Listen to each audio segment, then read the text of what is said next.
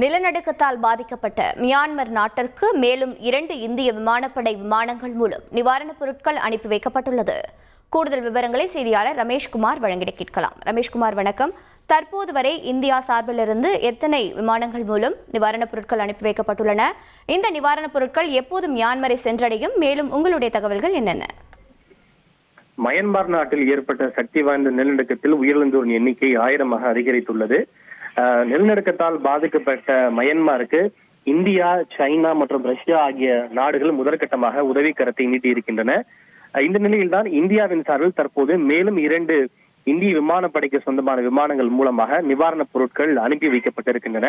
ஏற்கனவே இன்று அதிகாலை சுமார் 15 டன் அளவுள்ள நிவாரணப் பொருட்கள் மயன்மாருக்கு அனுப்பி வைக்கப்பட்டு அந்த முதல் கன்சைன்மெண்ட் ஆனது யாங்குன் பகுதியினுடைய முதல்வரிடம் ஏற்கனவே இன்று காலை ஒப்படைக்கப்பட்டு விட்டது, அங்கு இருக்கக்கூடிய இந்திய தூதர் மூலமாக.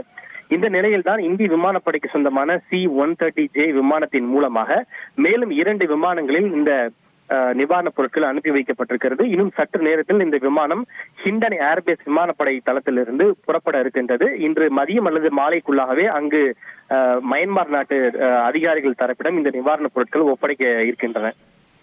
உங்களுடைய தகவல்களுக்கு நன்றி ரமேஷ்குமார். தந்தி டிவியை உங்கள் கேபிள் டிவி ஆபரேட்டரிடம் இலவசமாக கேட்டு பெறுங்கள்.